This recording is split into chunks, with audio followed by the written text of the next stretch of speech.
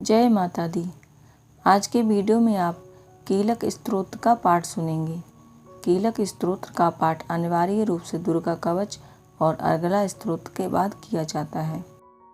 अगर मेरे द्वारा बनाए गए इस वीडियो में कोई त्रुटि रह जाए तो देवी दुर्गा और आप सभी से क्षमा प्रार्थी हूँ। कीलक स्तोत्र का पाठ शुरू करते हैं। मार्कंडेय जी कहते हैं, विशुद्ध ज्ञान ही जिनका शरीर है, तीनों वेद ही जिनके नेत्र हैं, जो कल्याण प्राप्ति के हेतु हैं तथा अपने मस्तक पर अर्धचंद्र धारण करते हैं, उन भगवान शिव जी को नमस्कार है।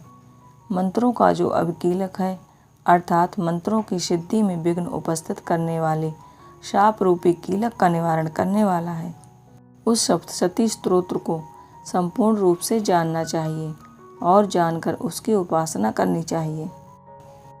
उसके भी उच्चाटन आदि कर्म सिद्ध होते हैं, उसे भी समस्त दुर्लभ वस्तुओं की प्राप्ति होती है। तथापि जो अन्य मंत्रों का जप न करके केवल इस सप्तशती नामक स्तोत्र से ही देवी की स्तुति करते हैं, उन्हें स्तुति मात्र से ही सच्चिदानंद स्वरूपिणी देवी सिद्ध हो जाती हैं। उन्हें अपने कार्य सिद्धि के लिए मंत्र, औषधि तथा अन्य किसी साधन के उपयोग की आवश्यकता नहीं रहती। बिना जप के उनके उच्चाटन आदि समस्त अविचारक कर्म सिद्ध हो जाते हैं। इतना ही नहीं, उनकी संपूर्ण अविष्ट वस्तुएं भी सिद्ध होती हैं। लोगों के मन में यह शंका थी, जब केवल सप्तशती की उपासना से भी समान रूप से अथवा सप्तशती को छोड़कर अन्य मंत्रों की उपासना से भी समान रूप से सब कार्य सिद्ध होते हैं, अब इनमें से श्रेष्ठ साधन कौन सा है? लोगों की इस शंका को सामने रखकर भगवान शंकर ने अपने पास आए हुए जिज्ञासुओं को समझाया कि यह सप्तशती नामक संपूर्ण स्तोत्र ही सर्वश्रेष्ठ एवं कल्याणमय है तथा भगवती चंडिका के सप्तशती नामक स्तोत्र को महादेव जी ने गुप्त कर दिया। सप्तशती के पाठ से जो पुण्य प्राप्त होता है उसकी कभी समाप्ति नहीं होती, किंतु अन्य मंत्रों के द्वारा जप जन्य पुण्य की समाप्ति हो जाती है। अतः भगवान शिव ने अन्य मंत्रों की अपेक्षा जो सप्तशती की श्रेष्ठता का निर्णय किया उसे जानना चाहिए। अन्य मंत्रों का जप करने वाला पुरुष भी यदि सप्तशती के स्तोत्र और जप का अनुष्ठान कर ले तो वह भी पूर्ण रूप से ही कल्याण का भागी होता है, इसमें तनिक भी संदेह नहीं है। जो साधक कृष्ण पक्ष की चतुर्दशी अथवा अष्टमी को एकाग्र चित्त होकर भगवती की सेवा में अपना सर्वस्व समर्पित कर देता है और फिर उसे प्रसाद रूप से ग्रहण करता है, उसी पर भगवती प्रसन्न होती हैं, अन्यथा उनकी प्रसन्नता प्राप्त नहीं होती।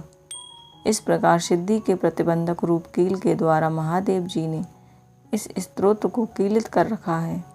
जो पूर्वोक्त रीति से निष्कीलन करके इस सप्तशती स्तोत्र का प्रतिदिन स्पष्ट उच्चारण पूर्वक पाठ करता है, वह मनुष्य सिद्ध हो जाता है, वही देवी का पार्षद होता है। सर्वत्र विचरते रहने पर भी इस संसार में उसे कहीं भी भय नहीं होता, वह अपमृत्यु के वश में नहीं पड़ता तथा देह त्यागने के बाद मोक्ष को प्राप्त कर लेता है। अतः कीलन को जानकर उसका परिहार करके ही सप्तशती का पाठ आरंभ करें। इसलिए कीलक और निष्कीलन का ज्ञान प्राप्त करने से ही यह स्तोत्र निर्दोष होता है और विद्वान पुरुष इस निर्दोष स्तोत्र का ही पाठ आरंभ करते हैं। स्त्रियों में जो कुछ भी सौभाग्य आदि दृष्टिगोचर होता है वह सब देवी के प्रसाद का ही फल है।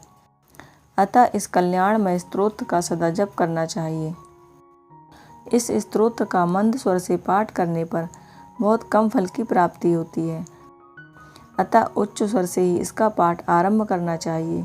जिनके प्रसाद से ऐश्वर्य, सौभाग्य, आरोग्य, संपत्ति, शत्रुनाश तथा परम मोक्ष की भी सिद्धि होती है, उन कल्याणमयी जगदम्बा की स्तुति मनुष्य क्यों नहीं करते। इस प्रकार देवी का कीलक स्तोत्रम संपूर्ण हुआ। आज का वीडियो यहीं पर समाप्त होता है। अगर आज का वीडियो आपको पसंद आया हो तो वीडियो को लाइक कीजिएगा और ज़्यादा से ज़्यादा शेयर कीजिएगा। चैनल को सब्सक्राइब नहीं किया है तो चैनल को सब्सक्राइब कीजिएगा। जय माता दी।